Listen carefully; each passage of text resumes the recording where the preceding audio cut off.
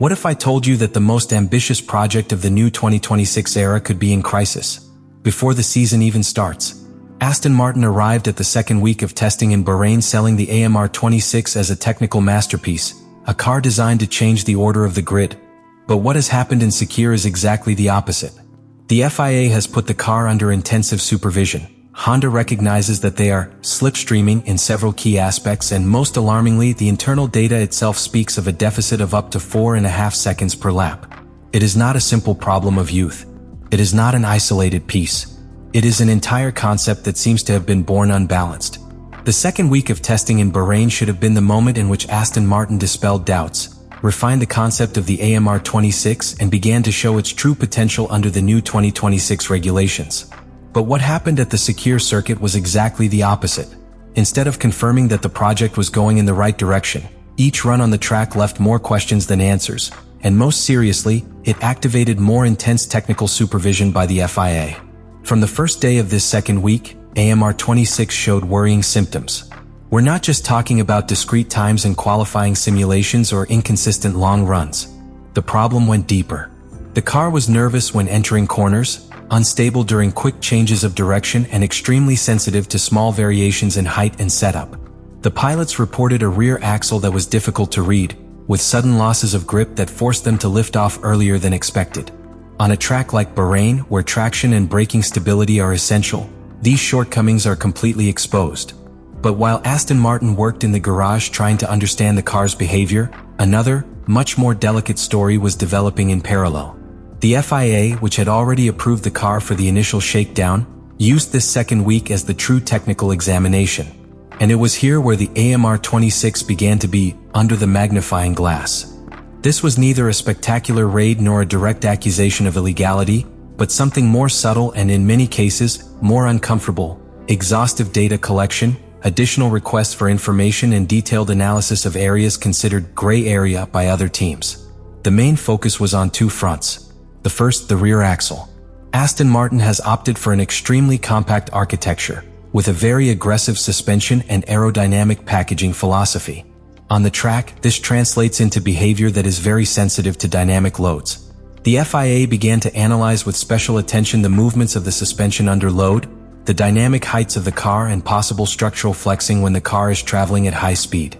In the 2026 era, where the control of aerodynamic variables is even stricter, any interpretation at the limit of the regulations immediately generates suspicions and requests for clarification. The second front was energy. The new hybrid regulations give greater prominence to electrical deployment, and that is where the Honda engine came into play. During this second week, anomalies were detected in the telemetry related to power delivery in prolonged acceleration phases. On long straights, the AMR26 suffered notable losses at the end of the section, which points to premature derates or energy management that is not synchronizing correctly with the chassis and aerodynamics. The FIA requested detailed logs of the hybrid system, not necessarily because it suspected cheating, but because the deployment pattern required verification under the transient power limits established by the regulations. In addition, several teams have pointed out that the rear design of the AMR26 could be exploiting gray areas of the regulation in terms of movements under load and structural flexibility. Although there is no sanction or confirmed illegality, the simple fact that the FIA is collecting additional data means that any future clarification could force modifications. And modifying such a critical area of the car before the start of the season is not a simple update. It is altering the DNA of the concept. Another key point that became evident in this second week is the very narrow operating window of the car. Some teams can lose 2 or 3 tenths if they fail in the setup. Aston Martin seems to lose a lot more when it doesn't hit exactly the optimal range. That means the AMR26 is unforgiving. It is a car that only works in very specific conditions, and outside of them it becomes slow and difficult to drive. In a long and varied calendar, that's a huge problem. And there is something even more worrying: the psychological effect. When a car is born with basic problems and is also under reinforced technical supervision, the team begins to work in reactive mode. You no longer develop freely. You develop cautiously. You adjust thinking about not crossing gray lines. You protect systems so as not to risk reliability. Each technical decision stops being purely offensive and becomes defensive. And in Formula One, when you enter into a defensive dynamic even before the first Grand Prix, you are conceding ground. The second week in Bahrain has left a very clear image. The AMR26 is not simply a car that needs more kilometers. It is a project that is trying to balance too many critical variables at the same time. Extreme aerodynamics, radical suspension, ultra-compact packaging, and new power unit in full adaptation phase. When all that fits together, you can build a dominant car. But when it doesn't fit, the result is exactly what we have seen in Sakir. A fragile, unpredictable car under technical suspicion. And we reached the decisive point. Because if Act 1 showed us the problem and Act 2 explained why the AMR26 is unbalanced on its technical basis, Act 3 answers the most important question of all. What can happen now with Aston Martin after this second week in Bahrain? The reality is that the team is facing a huge strategic dilemma.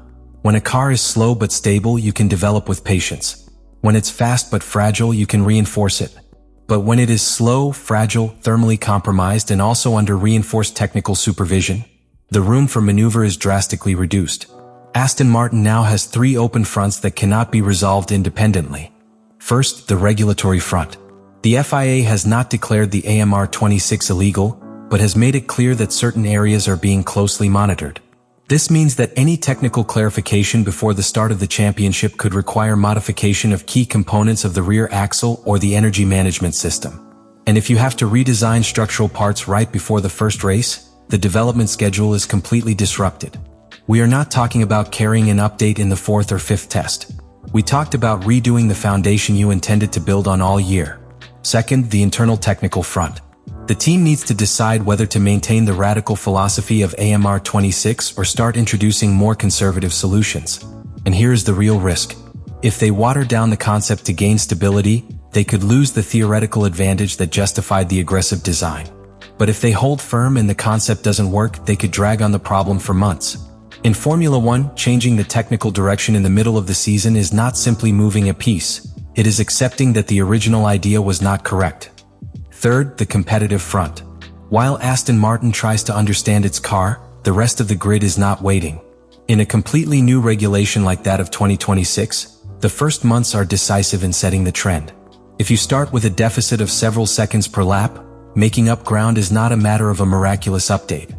It is a matter of redesigning aerodynamic flows, readjusting suspension geometries, reoptimizing thermal integration, and completely synchronizing the power unit with the chassis. That can't be done in 2 weeks. And there is an element that cannot be ignored: media and political pressure. Aston Martin sold the AMR26 as a revolutionary project. If they now have to introduce major changes before the official debut, the message to the paddock is clear. The concept was not as solid as it seemed. And in an environment as competitive as Formula 1, perception matters as much as data. The second week in Bahrain has been a warning. Not a definitive sentence, but a very serious warning sign. The AMR26 doesn't just need fine-tuning. You need to demonstrate that your basic architecture can sustain performance, reliability, and regulatory compliance at the same time. If it fails to do so, Aston Martin runs the risk of starting the new technical era from a defensive position, reacting race by race rather than setting the pace. Now, there is also the optimistic scenario. If the team manages to stabilize the aerodynamic platform, resolve the thermal trade-offs, and optimize the hybrid deployment without the FIA imposing additional restrictions, the AMR26 could reveal hidden potential that we have not yet seen in Sakir. Sometimes more aggressive projects need more time to mature. The problem is that the calendar does not allow much margin. And here is the real conclusion of this analysis. The second week in Bahrain has not shown that Aston Martin is doomed, but it has shown that its bet has been extremely risky. They have gone to the limit in integration, in aerodynamic philosophy, and in interpretation of the regulations.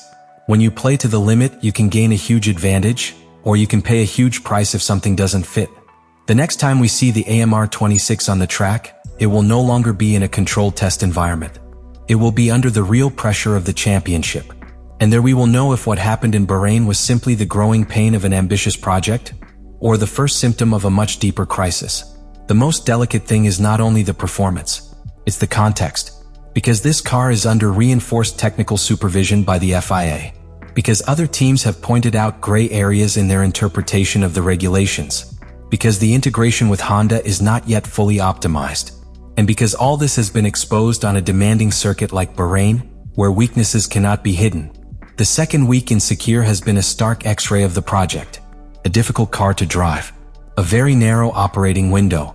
thermal problems derived from extreme packaging, an inconsistent energy display, and a deficit that is internally perceived as too large to be explained solely by fuel loads or testing programs. Let me know in the comments what you think about all this.